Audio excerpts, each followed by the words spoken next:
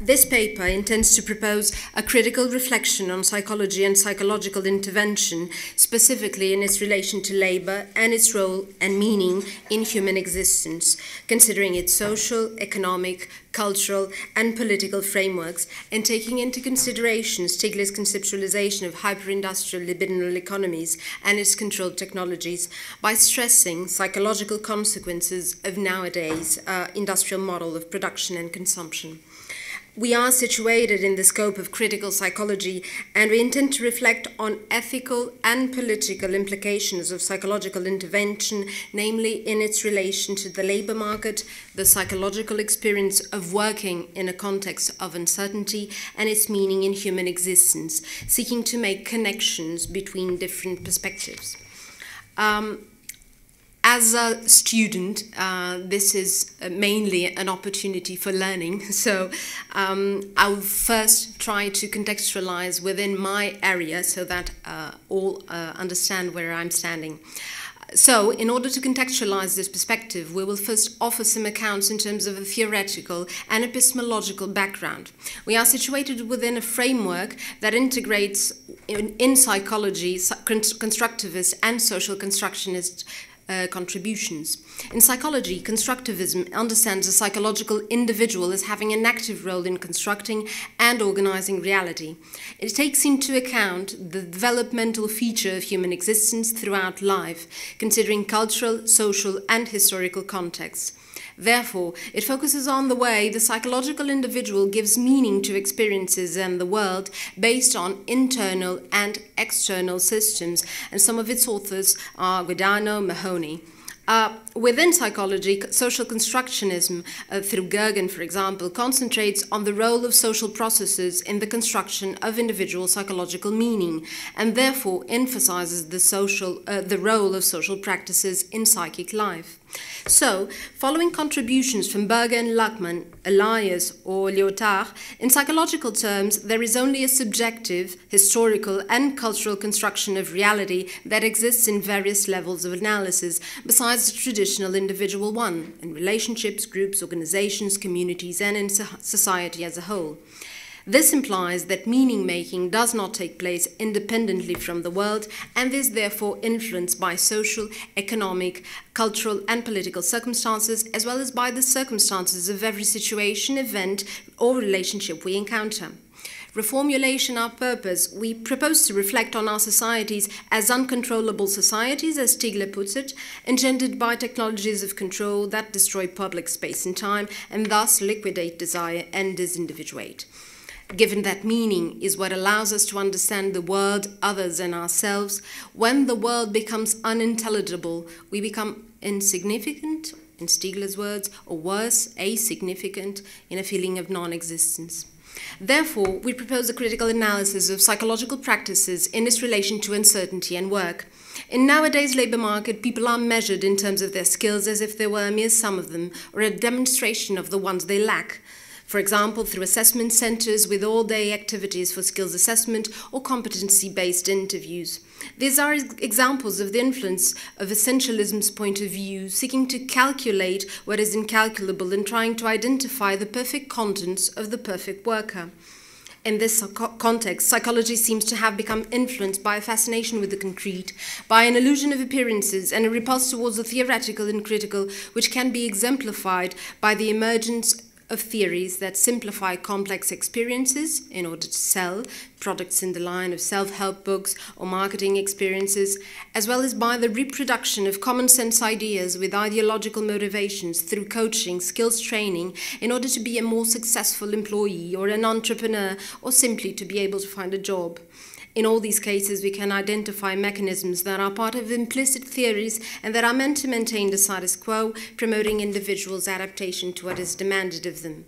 In universities, career psychologists are encouraged to contribute to this stereotyping by focusing mainly on instrumental skills training, since the aim is employability and not students' and graduates' ability to reflect on their own experiences critically. There is an appearance of reflection through formatted discourses which are sold through coaching and create an illusory sense of satisfaction and direction. The focus is on skills that allow achieving personal success and competitiveness, which are not ethically concerned and foster only competition, reducing consciousness or esprit, and, as Stigler proposes, maybe turning human beings into inhuman beings. In contrast, social constructionism's interpretation of psychological dimensions states that psychological concepts are of a relational and processual nature and occur within a dimensional continuum and not in differences in quality. Social constructionism interprets psychological dimensions and psychopathology as abstract ideas that are socially constructed and accepts the fact that a person's thoughts, feelings, or behavior and its interpretation remain always subjective and socially, culturally, and politically influenced. It understands these concepts as social artifacts that serve the goal of maintaining and expanding the power of certain institutions and individuals and of upholding the social order, as proposed through authors like Perel and Tensky. This allows for our conceptualization of uncertainty. We are not focused on uncertainty as something that is psychologically and developmentally invariant, which stems from our consciousness of mortality and relationship to time, trying to relate it to Stigler's proposal, which is present in everyday situations, existential decisions. We are focused on uncertainty as originated in social and cultural dimensions, given that nowadays societies seem to challenge us in a more complex way, originating a feeling of inadequacy and creating what could be called new forms of uncertainty. This uncertainty everywhere, all kinds of uncertainty can be understood as intimately related to security and trust, which means its psychological origins can be found in attachment relationships, as the emotional bond created by infants towards primary caregivers or attachment figures that allow them to understand the self, relationships, the world, and others. This kind of uncertainty can be found, and trying to relate it to Stigler, can be founded in our relationship with time, elpis as anticipation and time. We are focused then on inauthentic time through Heidegger's proposal, since the time of calculation and concern seems to create more uncertainty through the need of calculability. So we seek to understand uncertainty as related to elpis in its ambiguous form, meaning hope for some and fear for others.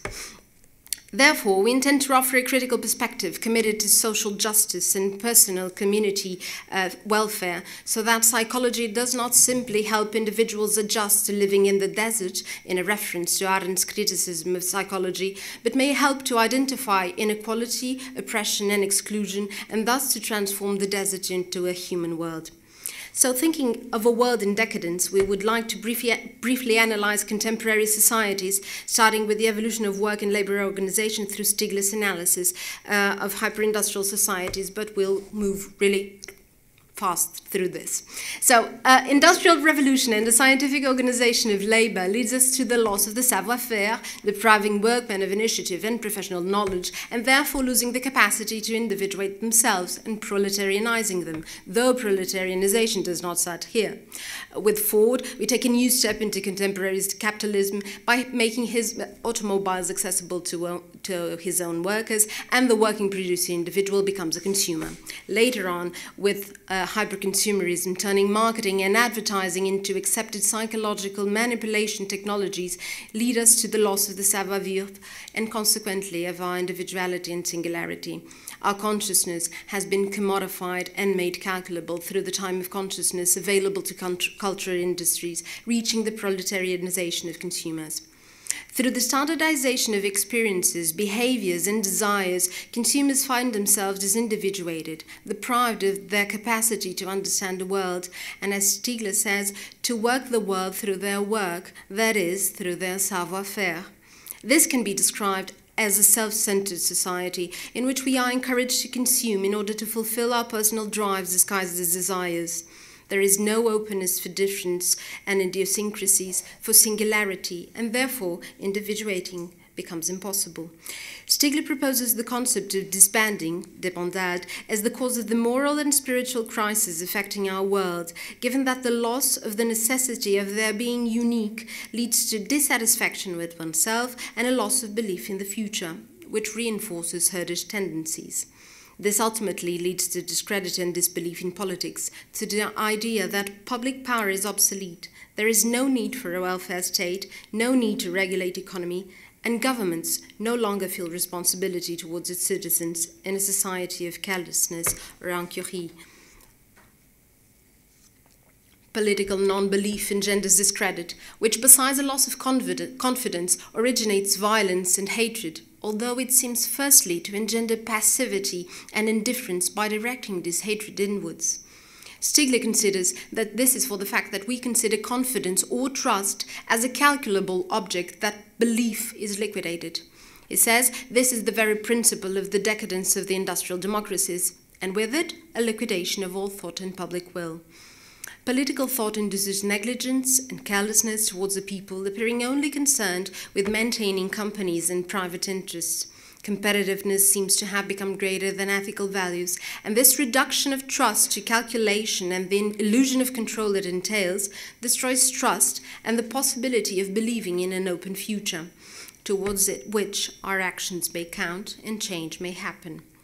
Luhmann distinguishes the concepts of trust and confidence. He defines confidence as the expectation of not disappointing oneself about contingent events, for example, that I will not be run over by a car, and neglecting the possibility of disappointment, because the alternative is to live in a state of permanent uncertainty. Trust is defined by the fact that it presupposes risk-taking, decision-making, and getting involved with the situation, and is therefore related to personal relationships of trust. According to the author, political and economic liberalism seek to change the expectations from confidence to trust, emphasizing freedom of choice and making the individual accountable for his choices and decisions, and also making them calculable. However, in a situation in which individuals are expected to feel they have power of choice and they feel they do not control anything, confidence is shattered. They will feel alienated if they lack confidence. So, our relationship with the future is reduced to fear, and hope is shattered, reflecting on Elpis. Consequently, if we feel we do not control our present, the ability to project onto the future and invest on it also disappears. Thinking about psychological becoming and labor, we have to take into account Stigler's proposal that in this context, individuals are led to an adaptation process of survival based on consumerism and entertainment, which leads to symbolic misery. This means that individuals are not contributing actively to the creation of modes of existence, but simply falling into subsistence by the inability to give meaning to life and existence. Homeless people seem to have the social role of showing us it is possible to live, to subsist, without existing, and thus make others compliant. However, Stigler says, such a subsistence is not sustainable. It becomes rapidly, psychically, and socially unbearable because it leads inexorably to the liquidation of primordial narcissism. Subsistence and symbolic misery lead to significant psychological consequences within disindividuation.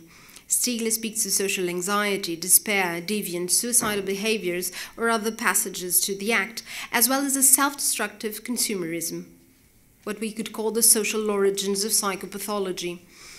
Speaking of psychic individuation is speaking of collective individuation, since this is an interactive process. In philosophical, psychological, and sociological discourses, we can identify a constellation of concepts that seem similar, apparently a simple wordplay, but that must not be confused with one another. Individualization, individualism, and individuation.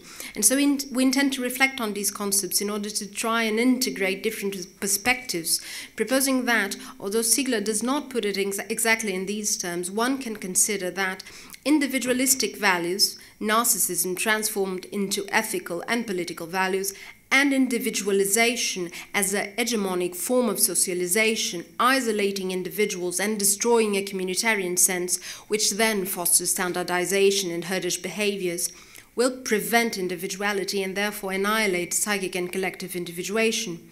Since individualization and individualism produce dissociative milieus, while individuation requires associative milieus to develop, and this will lead to insignificance or insignificance. Therefore, standardization of ways of life and deterritorialization contribute to the loss of a sense of community and community's ability to bond people, contributing to individual disconnection, vulnerability, and to individual separation from family, friends, and social structures. In order to understand this loss of individuation in a world of violence and insecurity, Stiegler takes into account the concept of primordial narcissism as the self-love necessary for existence, which allows us to relate, attach, function, and develop, in which a narcissism of the we is required in order for the I to function. Psychic individuation, subjectivation, or psychological development is created within our relationship with the world and others throughout our lives in a never-ending process. Therefore, our representation of ourselves, the world and others, and the meaning we give to relationships and events are constructed in the bosom of attachment relationships, and all of our living contexts throughout our development contribute to this meaning-making process. Attachment relationships fostered the construction of internal working models as intentional meanings that represent past events and allow us to interpret future attachment experiences and opportunities, contributing to the development of a sense of security or insecurity, or of basic trust or distrust, according to the psychosocial development perspective. Therefore, it is within our attachment relationships that we learn to deal with uncertainty. Attachment allows us to create meanings that enable the understanding of relationships of power and authority, given that attachment relationships are a sort of metastable equilibria of care, love, attention, reciprocity, support, and rules, authority, and challenges. This is applied to providing meaning for relationships and the world in terms of order and predictability, and to act accordingly. Thus, uncertainty is created by our preconceptions and by our desire for order and predictability. What is completely out of our reach usually does not provoke uncertainty and anxiety because we do not feel the responsibility to act, just as the distinction Luhmann makes between trust and confidence. Peter Maris suggests that, just as the personal circumstances that influence the ability to manage psychological uncertainty can be found in attachment relationships, if societies also function in this kind of equilibria, producing meanings that allow for the interpretation of uncertainty based on power and control, which are socially as much as individually embodied, they can also make the search for security harder. Therefore, the origins of uncertainty can be found in social, cultural, and political dimensions. So, the author proposes what he calls the politics of uncertainty, considering the social, economic, and political organization we have just discussed. He considers that there is an unequal distribution of uncertainty and of the power to manage uncertainty, which functions in a competitive logic in which one's freedom of action is another's constraint. The most vulnerable face greater difficulties in this area, and the strategies they are led to use in order to manage uncertainty function as a reinforcement of these inequalities and of their condition, what he calls self-defeating strategies. Others seek to maintain the power that they still have at the expense of others, entering into competitive struggles and into deception. According to this position, circumstances and freedom of self-determination are more important than resources to be able to deal with uncertainty. According to Maris, when people do not have enough power to defend themselves from uncertainty, they can only maintain a minimum of adaptability through psychological withdrawal, or we could call this individuation, because they feel they will be less vulnerable if they disinvest from personal meanings. If we do not trust in our future, then we will not be able to organize life around long-term ambitions or meaningful relationships, but mainly on unattainable and uncontrollable ones.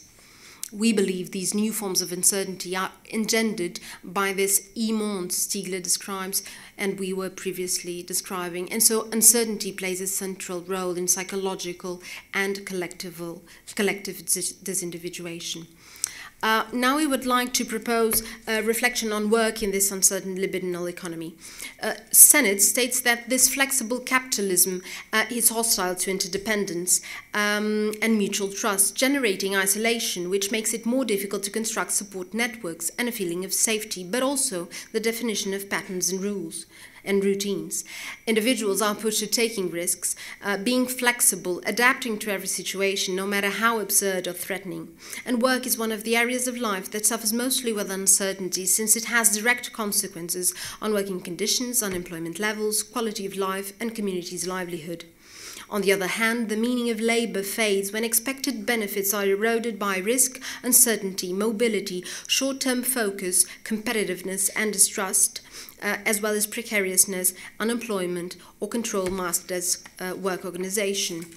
Traditionally, people relate subsistence and fulfillment with the main functions of work, not only to subsist, but to exist, we could say, following Stigler.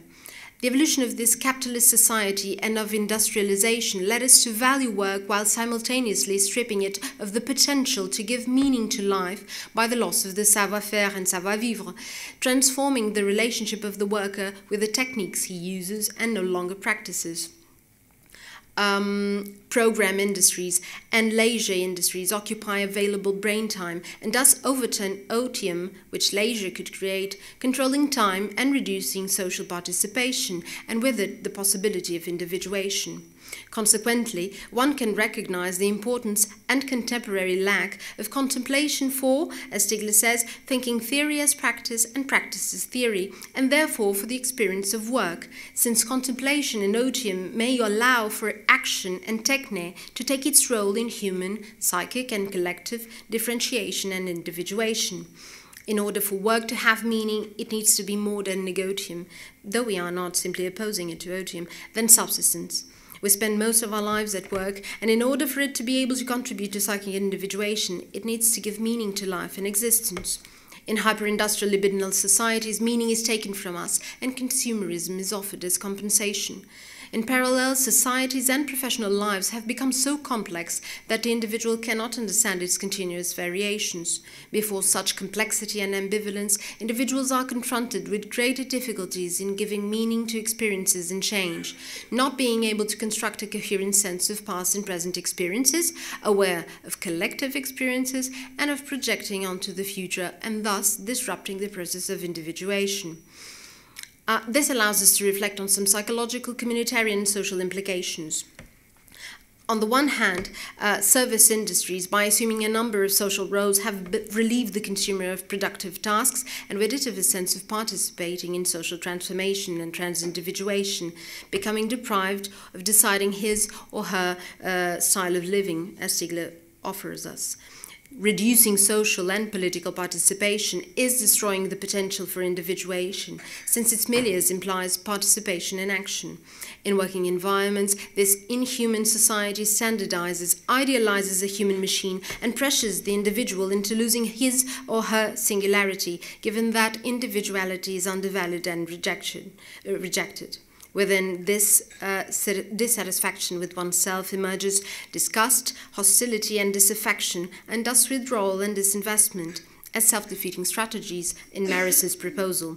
Simultaneously, valued workers are the ones that completely lose themselves in competitiveness and seek to please with disloyalty, mischievery, manipulation, and aggressiveness, condoning competitive and destructive responses that seek to assert their own power. This form of capitalism focuses on permanent innovation, since that is the only way to assure permanent consumption, creating this form of living for the short term. A new class structure appears in which the dominant class has the task to de-skill laborers, as Harvey puts it, an economy founded on this apprenticeship, as Stigler describes it. This process creates a new industrial reserve army that allows for the suppression of wages and the pauperization of labor rights previously conquered. Stigler considers disinvestment as a massive consequence of neoliberal short-termism originated within the relationship to the objects of consumption, which is drive-based, founded on disposability, and therefore destructive in its essence. Given that work is nowadays lived through short-termism and unpredictability, workers change jobs frequently, few of the fixed-term contracts of employment become permanent, and many workers are hired through temporary contracts or other forms of flexible contracting. One may consider that it has also become an object of desire and consumption, experienced within the realm of drives. The labor market demands perfection from workers, and given these unrealistic expectations, workers are reduced to an enduring sense of inadequacy, seeking to compensate it through self-defeating strategies or increased competitiveness. And as Mary states, to mistrust oneself is less frightening than to see how dangerously untrustworthy the societies we inhabit may be. No one fits the standards, no one is adequate or competent enough, and individuals are led to concede to self-transformation and enhancement through pharmaceuticals, coaching, training, or the new fashionable solution. And this creates unachievable goals of perfection. Disaffected workers lose the power to claim for rights, since the possibility to secure one's livelihood, the most basic and fundamental need, has become insecure and uncertain, generating an existential insecurity that inhibits self-affirmation and therefore puts at risk individuals' empowerment and autonomy. Uncertainty corrodes personal agency for the weakest and constrained, and consequently, individuals face greater difficulties. Within this context, and moving to our final remarks, Stiegler proposes the double epochal technological redoubling as a way of inventing new ways of life that may allow us to implement the psychic and collective individuation and to affirm a new will for the future and establish a new civilization.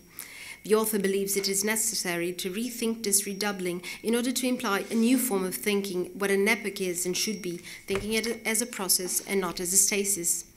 Within its domain, contemporary psychology has counteracted with simple adaptation strategies as the ones described by Arendt.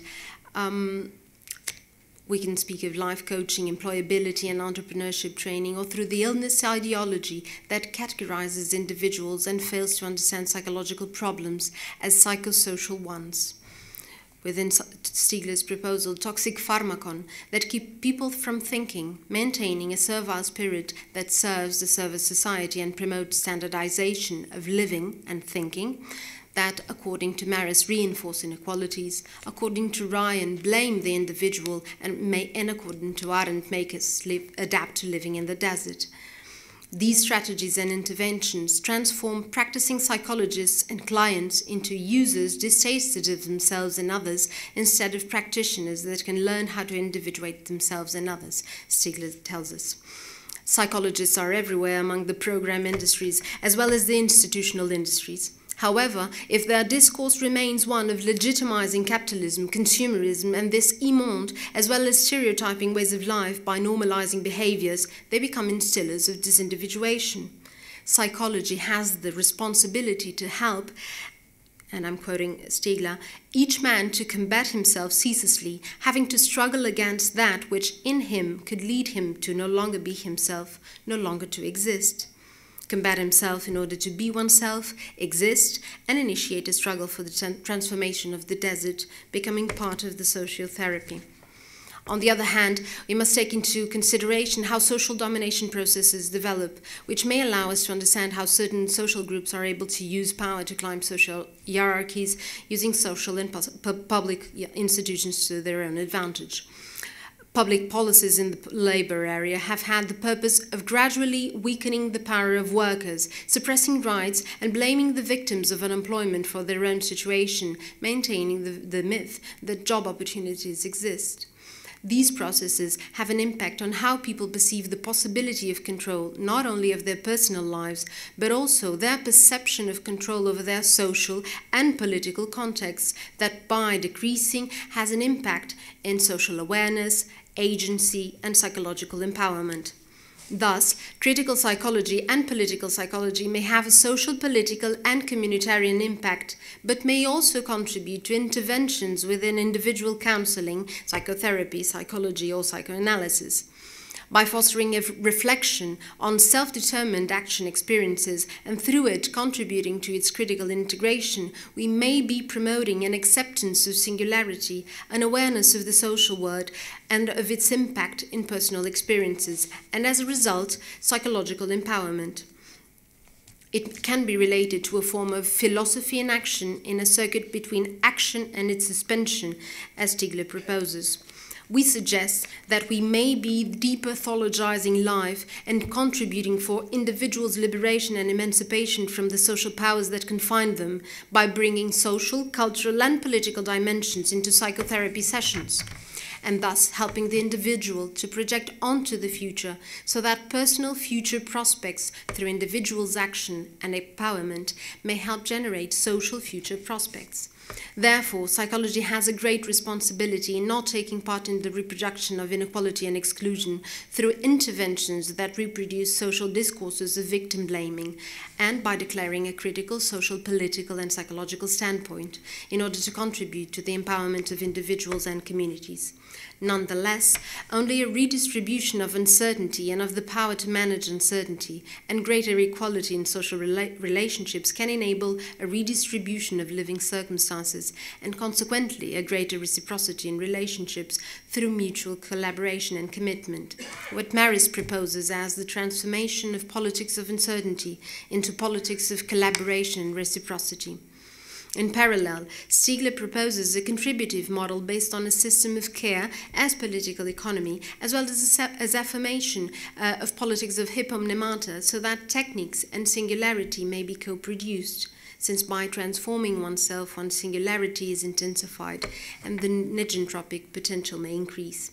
So, to sum up, psychology has a responsibility in this matter, and contributing to the ethic of care in the time of consciousness, and as Stiegler states, transforming itself into neurotechnics, into a technology of spirit in the service of deproletarianization and the re-elaboration of the savoir-faire, savoir-vivre, and the savoir théoriser.